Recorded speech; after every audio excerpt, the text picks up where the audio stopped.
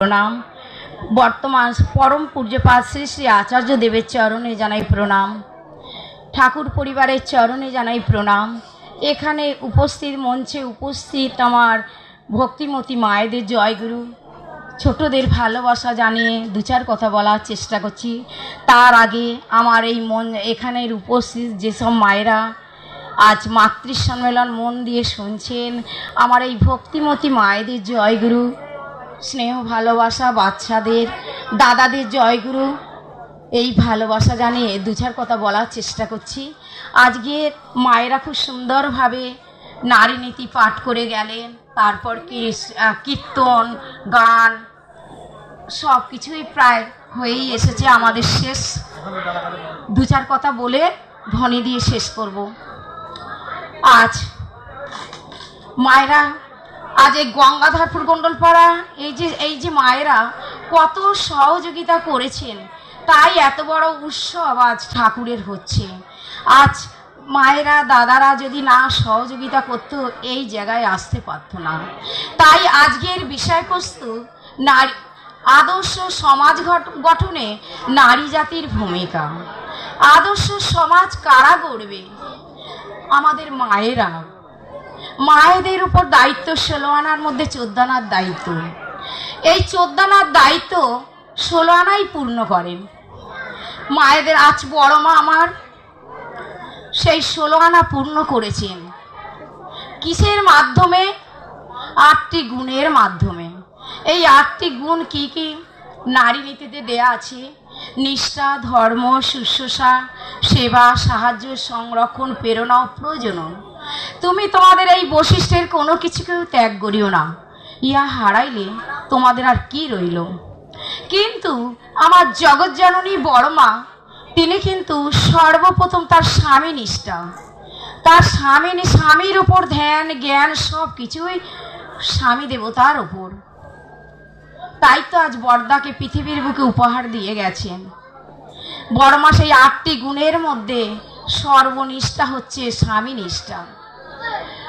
কখন কি খেয়ালে বসে বলেন, বড় বউ আমার কিন্তু আজকে ঘি ভাত খেতে ইচ্ছা করেছে। বড় মা কিন্তু তখন ঠাকুর স্নান করে ফিরে এসে বলছেন, বড় বউ কি কি রান্না হয়েছে? তখন বড় মা বললেন, ভাত ডাল তরকারি। বড় বউ আমার কিন্তু আজকে ঘি ভাত খেতে ইচ্ছা করেছে। বড় মা মাথা নাড়লেন, সঙ্গে সঙ্গে গরম ভাতে ঘি মশলা মাখিয়ে ঘি ভাত তৈরি পরিবেশন করলেন, ঠাকুরকে দিলেন, ঠাকুর ভোগে দিলেন। তাই তো তিনি আদর্শ বড় মা। আজ লক্ষ্মী যদি পুজো করতে হয়, আজ আমরা বড় মাকে পুজো করে আমার জীবনকে ধন্য করে তুলব। বড় মা তো এই লক্ষ্মী পুজো করে লক্ষ্মী হয় না।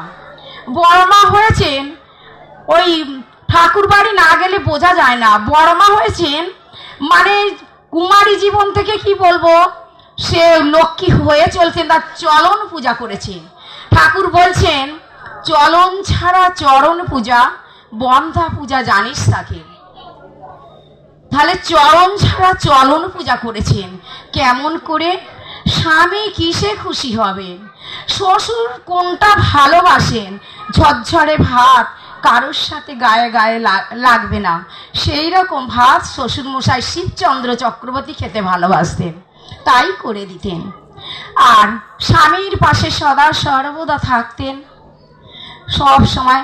স্বামী ধ্যান, স্বামী জ্ঞান, স্বামীর প্রতি নিষ্ঠা, আনুগত কীর্তির সময় স্বামীর প্রতিষ্ঠা। তাই তো ঠাকুর বলছেন যে তুমি সাধ্বী সতী পরায়ও না, তোমাকে আর আমি কি শিক্ষা দেব? বরং আমি তোমার নিকট তোমার কাছে স্বামী শিক্ষা ভক্তি করার উপযুক্ত। পারো তো যতদূর পারো তুমি আমায় চালাইয়া লইও। যে স্ত্রী স্বামীকে সাক্ষাৎ দেবতা জানিয়া, স্বামী সেবা দেব সেবা ভাবিয়া, স্বামীর সুখে সুখিনী স্বামীর দুঃখে দুঃখিনী হয়, এমন রমণীর নিকট আমার অনেক শিক্ষা আছে। আবার বললেন, আপনাদের ঠাকুর নারী দেহ রূপ নিয়ে জন্মানে যে রূপ হতো, তাই ওই বড় বউ বড় বউ যদি সুস্থ থাকতো তাহলে বোধহয় আমি তাড়াতাড়ি সুস্থ হয়ে উঠতে পারতাম। এই বলেই প্রত্যেকের মঙ্গল কামনা করে ক্ষুদ্র বক্তব্য শেষ করছি। ধ্বনি দিয়ে, ধ্বনি হবে না মাতৃসঙ্গ, এরপর